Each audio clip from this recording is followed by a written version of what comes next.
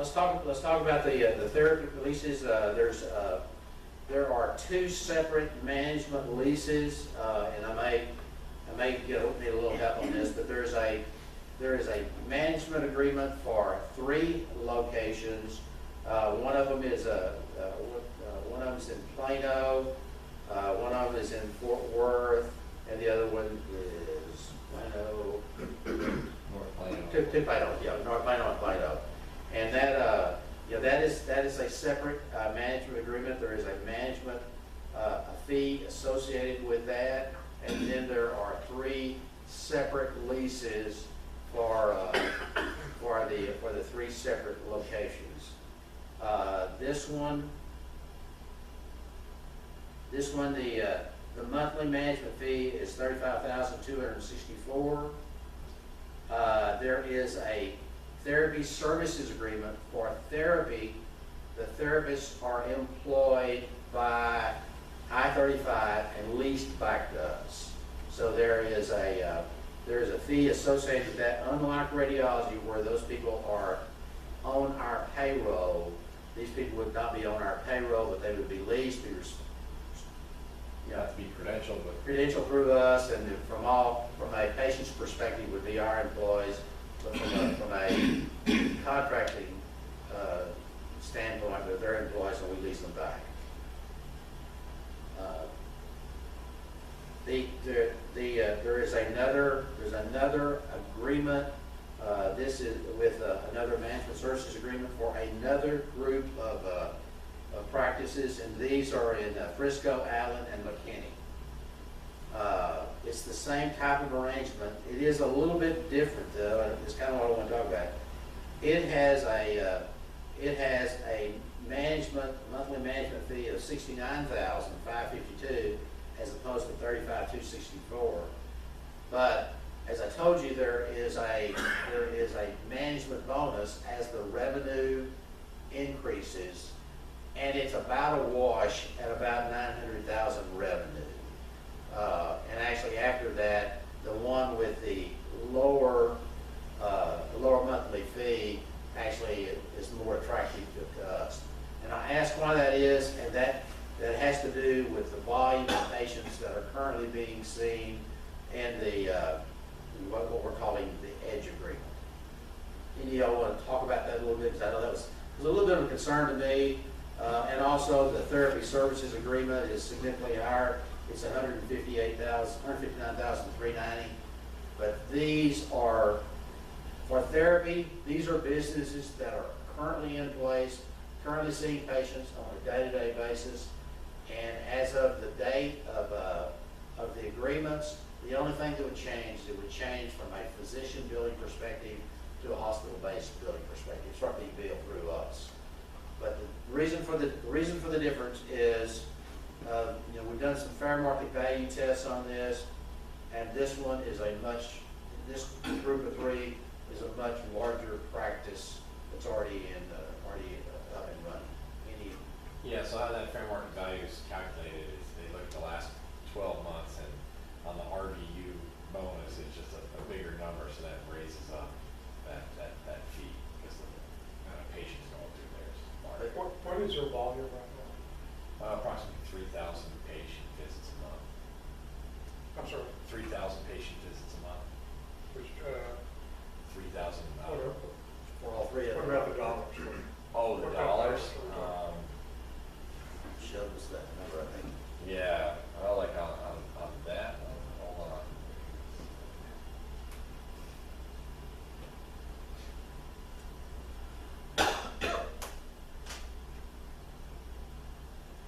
In the neighborhood of $1.2 million a month.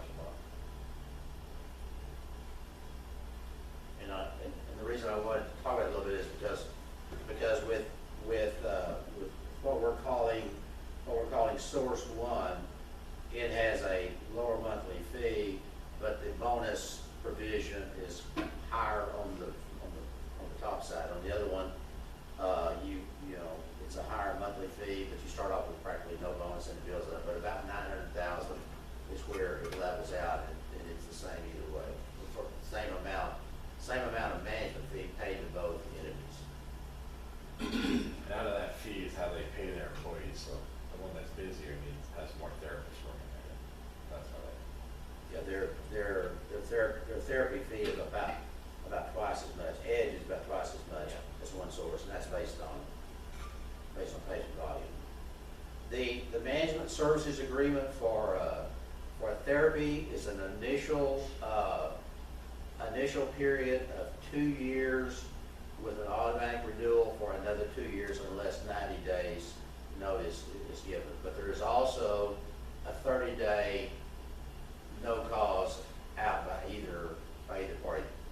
And that really just makes the contracts 30-day contracts. And I'll tell you that is one of the I guess requirements. We've been dealing with Joe Nelson, who's their attorney, and with Kevin, who's ours, and they've been going back and forth. And that was one of the requirements or suggestions, I should say, from Kevin, is that it was initially a 5-year contract and did not have the 30-day notice. And Kevin's recommendation is that we reduce that to a 2-year initial period with a 30-day notice. And we were talking with Joe Nelson yesterday. We said, that really makes it a 30-day contract, and he said that's correct. And then asked Brian and Eric if they agreed to that. They did. Any questions on that? I'll talk about the risk here in just a little bit. But that, those are the deals with therapy. There's a monthly management fee. There's a therapy services fee, which is the cost of the technical employees. That doesn't exist with radiology because that comes directly to us. That's not a significant number. And then there's a facility lease fee.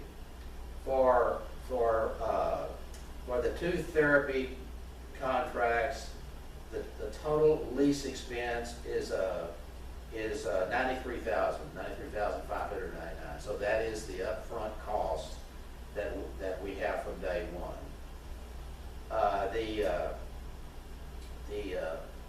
The therapy service fee is $240,000 a month, $240,203 a month for both facilities, and then the management fee is $104,816.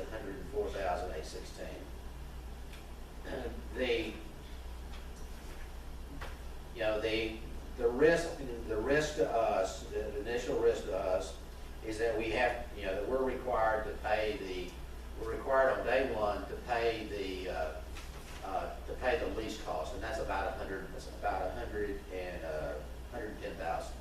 So day one would be out $100,000. Starting in the second month, where we have all 3 fees, we don't pay the management fee, or we don't pay the employee fee until the end of the month. But our total cost, fixed cost on a monthly basis, is about $469,000. So it is a fairly significant number. And the point I want to make, I think the risk that we have is with the payors. There's no indication that we'll not be paid for therapy and radiology services by Blue Cross and the other payers. But there is a risk, and particularly since we are a bit on the radar, maybe even more than a bit, since we're on the radar with our allowed outsource, I think there's a chance that we can come under scrutiny. We've had a conference call with Blue Cross. Eric was there. We talked with Diane Carr about it. We told her about the radiology, where it was located. She had absolutely no issue with that at all. It's within the 35-mile range. The 35 miles is not required for therapy, but we told her where the approximate location of the facilities would be. And her only remark that was not in Houston. So there was no pushback from her on that. So we made them aware.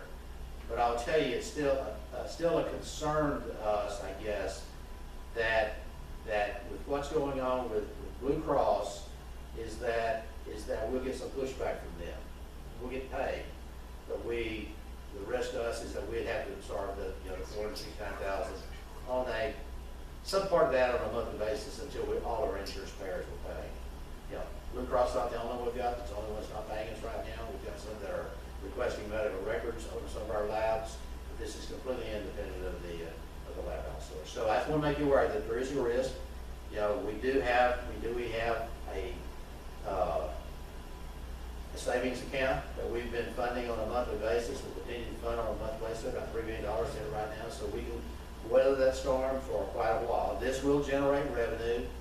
On the therapy, we routinely, therapy is billed every 30 days, the way that's billed initially.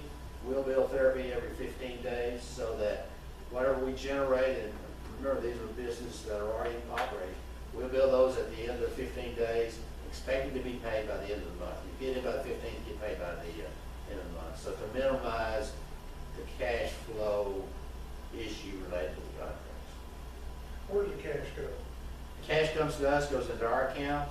We reconcile that. You know, any collections that are made on at the point of service, collection efforts will be made at the point of service for any deductibles or co-insurances that feed, but that'll go into our account, and we manage it. And then, like we do with loud outsourcing, we pay the fixed cost by the, I remember, 5th or 15th of the month. Then we go back and we calculate if there is a management bonus, then that's paid. But it's paid, money comes to us, it's in our bank account, and then we pay, you know, we pay I-35.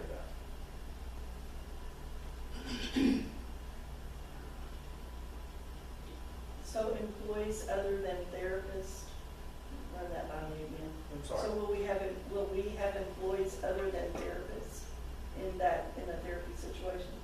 Not that Office or we're paying for.